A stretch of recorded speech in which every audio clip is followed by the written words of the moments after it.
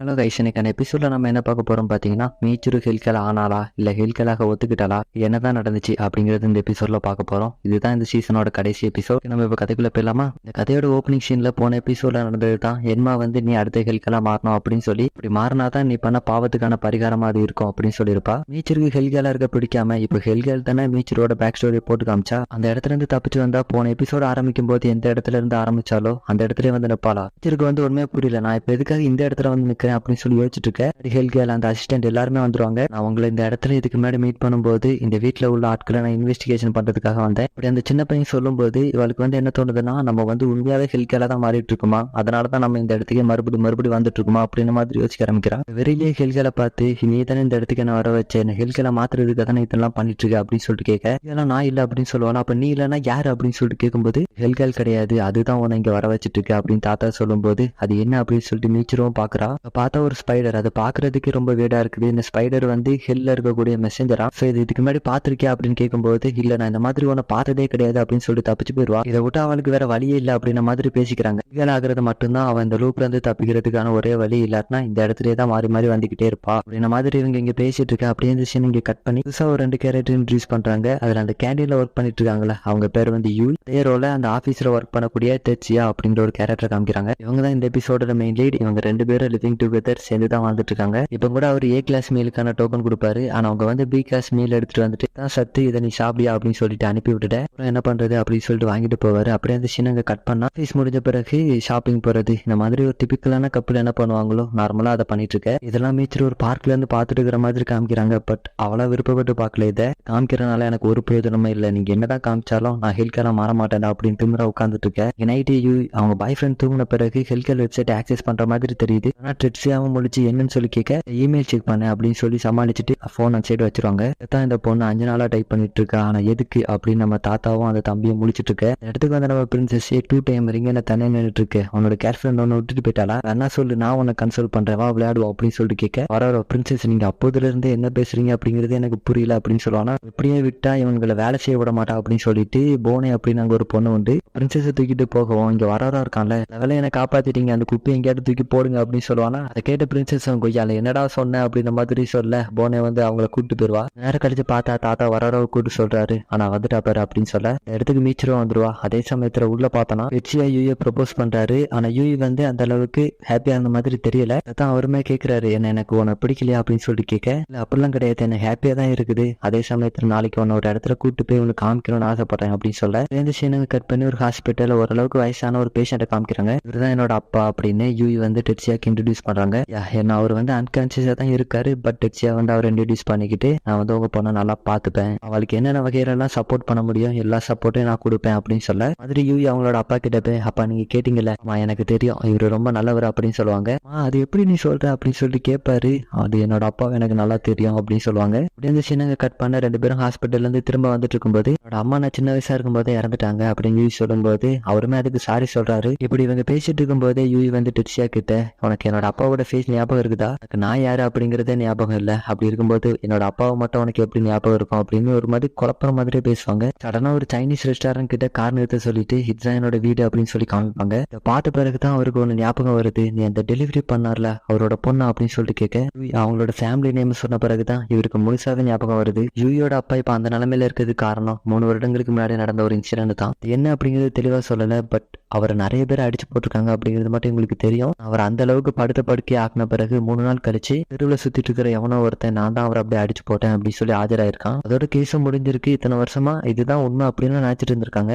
இவங்க இருந்த அதே கோர்ட்ல அதே ஷீட்டு கிட்ட தான் இந்த டெட்சியாவும் உட்கார்ந்து இருந்திருக்காரு. ஜட்ஜி வந்து இதை நான் தான் பண்ணேன் அப்படின்னு சொல்லி ஒருத்தன் ஆஜராயிருக்கால, அவனுக்கு வந்து தண்டனை கொடுத்துட்டு இருக்க, இப்படி நடக்க கூடாது, அவன் இந்த இதுல இருந்து தப்பிக்க கூடாது அப்படின்னு சொல்லிட்டு நம்ம ஹீரோ அங்க இருந்து கோமா வெளியே போவாரு. உங்களை பின்னாடியே துரத்திட்டு போயிருக்காங்க. அதுக்குள்ள நம்ம ஹீரோ கார் எடுத்துட்டு கிளம்பிட, அந்த கார் மூலமா நம்ம ஹீரோ ஒர்க் பண்ணக்கூடிய அந்த கம்பெனி நேமை மட்டும் பார்த்திருப்பாங்க. அதுக்கடுத்து நீ ஒர்க் பண்ணக்கூடிய அந்த கம்பெனில நானும் ஒரு ஒர்க்கரா சேர்ந்தேன், எப்படி இருப்ப அப்படிங்கிற உன்னோட ஃபேஸ் ஸ்ட்ரக்சர் வந்து எனக்கு ஞாபகம் கிடையாது. பட் உன்னோட செஸ்ட்ல இருக்கக்கூடிய அந்த ஒரு மார்க் மட்டும் எனக்கு ஞாபகம் இருந்தது. 5 வருஷமா அந்த கம்பெனில ஒர்க் பண்ணேன். பட் உன்னை அந்த இடத்துல என்னால கண்டுபிடிக்க முடியல. ஆனா ஒரு நாள் இவங்க டேபிள் கிளீன் பண்ணிட்டு இருக்கும்போது நம்ம ஹீரோ வந்து பின்னாடி உட்கார்ந்து இருந்திருக்காரு. அப்ப சடனா இவர் எந்திக்க யூஇ மேல தட்டி இவர் மேல காஃபி வந்து ஸ்பில் ஆயிரும். இதுலதான் இவர் செஸ்ட்ல இருக்கக்கூடிய டேட்டு வந்து இவங்களுக்கு தெரிய வந்திருக்கும். இப்பதான் எனக்கு எல்லாம் புரிய வருது, இதுக்காக தான் என் கூட டேட்டிங் பண்ண ஸ்டார்ட் பண்ணேன் அப்படின்னு சொல்லி கேட்க, சாரி நான் இப்படி பண்ணிருக்க கூடாது அப்படின்னு சொல்லிட்டு சொல்ல வருவாங்களா, உனக்கு அந்த இன்ஃபர்மேஷன் தான் தேவைன்னா நம்ம ஃபர்ஸ்ட் டைம் மீட் பண்ணும்போது என்கிட்ட கேட்டுருக்கலாம்ல, ஏன்னா நீ கேட்டேன்னா நான் அதை பத்தி பேச மாட்டேன்னு நினைச்சேன் அப்படின்னு சொல்லிட்டு கொஞ்சம் டிப்ரெசிங்கா தான் இருக்கு, நம்ம இத்தனை நாள் வாழ்ந்த வாழ்க்கைங்கிறது பொய்யா அப்படின்ற மாதிரி யோசிக்கிறாரு. அப்படிலாம் கிடையாது, உன் கூட சேர்ந்து நான் இப்படியே போகலாம் தான் நினைச்சேன், ஆனா நீ ஒரு நாள் அந்த ரிங்கு கொண்டு வந்த பிறகு இதெல்லாம் நினைச்சு எனக்கு இது சரியா படுற மாதிரி தோணல, சோ அதனாலதான் மன்னிச்சிரு அப்படின்னு சொல்லுவாங்களா.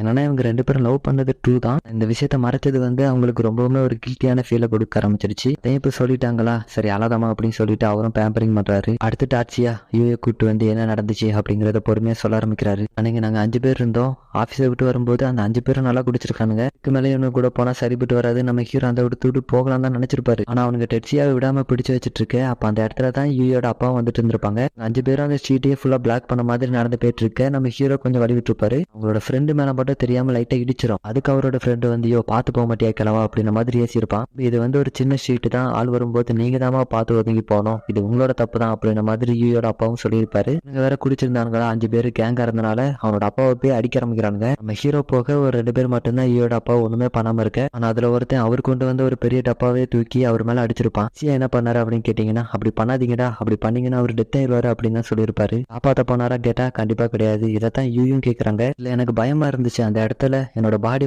மூவ் பண்ண மாட்டேன் அப்படின்னு இருந்துச்சு, நான் நினைச்சா என்னால அவரை சேவ் பண்ணிருக்க முடியும், பட் சாரி அப்படின்னு சொல்ல. அடுத்து யாரு கொன்னா அப்படிங்கிற அந்த 2 பேரோட டீடைல்ஸ் சொல்றாரு. இதுல ஒருத்தர் ஒரு கம்பெனியோட பிரசிடென்ட் டைப் இருக்காரு, இன்னொருத்தரோட டேடி தான் ஒருத்தனை சரண்டராக்க வச்சிருப்பாரு போல. அந்த இன்னொருத்தன் ஒரு கார் ஆக்சிடென்ட்ல செத்து போயிட்டானா. இதை சொல்லும் போது நம்ம ஹீரோட ஃபேஸ் கொஞ்சம் மாறும். இப்போ என்ன ஒரே ஒருத்தன் மட்டும் மிச்சிருக்கிறான் அப்படின்னு சொல்லிட்டு யூ அந்த இடத்த விட்டு கிளம்ப. அவங்க 2 பேரும் போன பிறகு கிட்ட ஒரு போஸ்டரை காமிக்கிறாங்க. அங்கதான் நம்ம ஹெல்கேல் அவங்க அசிஸ்டன்ட் எல்லாருமே நின்றுட்டு இருந்திருப்பாங்க போல. இந்த பொண்ணோட டிட்டர்மினேஷனை நம்ம பாராட்டி ஆகணும்யா அப்படின்ற மாதிரி பேசிட்டு இருக்க. இந்த இடத்துக்கு மீச்சரும் வந்திருப்பா. அதை இவங்க நோட் பண்ண உடனே மீச்சர் அந்த இடத்த விட்டு கிளம்பிடுவாளா. போன உடனே வர வந்து ஏய் அப்படின்ற மாதிரி ஒரு வார்த்தை விட்டுருப்பான். அவன் என்ன ஹெல்கேலாக ஆசைப்படுறாளா, அவளை ஹெல்கேலாக நான் கண்டிப்பா விட மாட்டேன் அப்படிங்கிற மாதிரி பிரின்சஸ் சொல்லிட்டு இருக்கேன். அதான் அவளை பிடிச்சி இங்க உட்காரு அப்படின்ற மாதிரி அமுக்கி வைப்பா. அப்புறம் எல்லாம் மீச்சர் கையில தான் இருக்கு, அவ தான் இது எல்லாத்தையும் டிசைட் பண்ணும் அப்படின்னு சொல்ல. அப்படியே அந்த சீனுக்கு கட் பண்ணா டார்ச்சியா தூங்கின பிறகு யூ மட்டும் தனியா இருந்துருச்சு. ஒருத்தர் மட்டும் ரிமைனிங் இருக்கான் அப்படின்னு சொன்னார்ல, அவனோட நேமை டைப் பண்ணி அவனை ஹெல்லுக்கு அனுப்பலாம் ட்ரை பண்ணும்போது கண்டுபிடிச்சிடுவாரு, நீ இந்த வெப்சைட் யூஸ் பண்ற இது தப்பு, அந்த ஹெல்லுக்கு போக வேண்டாம் நான் நினைக்கிறேன் அப்படின்னு சொல்லுவாரா. என்ன சொன்ன நீயுமா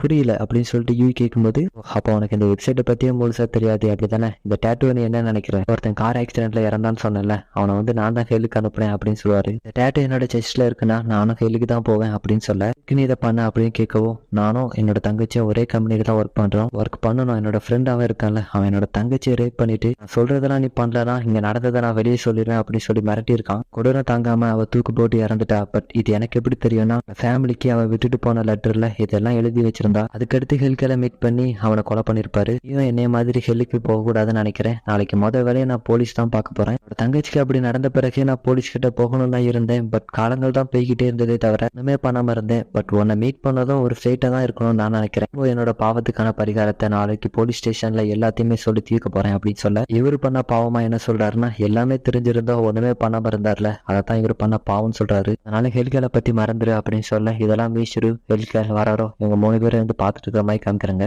சீனுக்கு கட் பண்ண அடுத்த நாள் காலையில வேலையா டாட்சியா போலீஸ் ஸ்டேஷன் தான் போயிருக்காரு. குமார் ஹெல்கேல் கிட்ட எதோ சொல்லியிருக்கான். அது ஹெல்கேலும் சரி நீ சொல்றதை நான் ஒத்துக்கிறேன் அப்படின்னு சொல்ல, என்னன்னு சொல்லி காமிக்கல. அப்படியே அந்த சீனுக்கு கட் பண்ணி யூஏ தான் காமிக்கிறாங்க.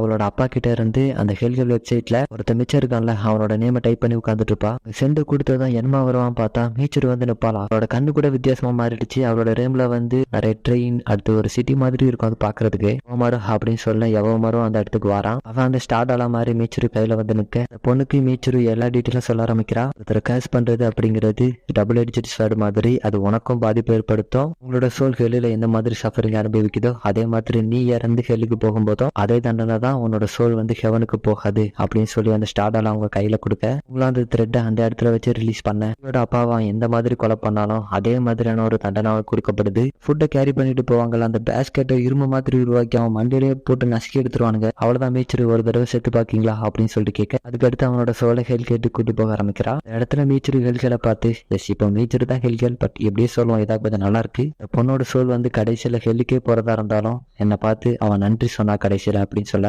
சோலை அப்படியே அந்த ஹெல்கேட்ல கொண்டு போய் செட்டில் பண்ண. அப்படியே அந்த சீனுங்க கட் பண்ணி அவங்களோட அப்பா கிட்ட எல்லாம் முடிஞ்சிருச்சுப்பா, எனக்கு தெரியும் இதான் அவங்களோட ஆசை அப்படின்னு ஏதோ ஒன்று சொல்றா. அதுக்கடுத்து அங்க ஆக்சிஜன் சிலிண்டர் மாதிரி ஒன்று இருக்கும், அதை உருகி விட்டுருவாளாம். நீங்களாட ஹெவனுக்கு போங்கப்பா அப்படின்னு சொல்லிட்டு அதை உருகி விட, அதுக்கடுத்து அதே ஹாஸ்பிட்டல்ல வச்சு அவளை போலீஸ் அரெஸ்ட் பண்ணிட்டு போறாங்க. அவளோட அப்பாக்கு எந்த ஒரு சஃபரிங் வேணாம் அப்படின்னு சொல்லி தான் உருகி விட்டுருப்பா. பட் அது கொலை பண்ணதாதான கணக்கு. போலீஸ் அரெஸ்ட் பண்ணிட்டு போக டெட்சியாவும் கரெக்டா அந்த இடத்துக்கு வந்துருவாரு. டெட்சியா கிட்ட இனிமே நீங்க ஹாப்பியா இருக்கலாம் அப்படின்னு சொல்ல, அது எப்படி நான் ஹாப்பியா இருக்கோம் அப்படின்னு சொல்லி கேட்பாராம். நான் வந்து ஃப்ரீயா இருக்கலாம், நானும் அந்த கொடூரான ஹெல்லுக்கு போனாலும் என்னோட அப்பா மட்டும் ஹெவனுக்கு போறாங்க அப்படின்னு சந்தோஷமா சொல்லிட்டு அந்த போலீஸ்காரில் யார கார் அந்த இடத்த விட்டு போக ஆரம்பிக்குது.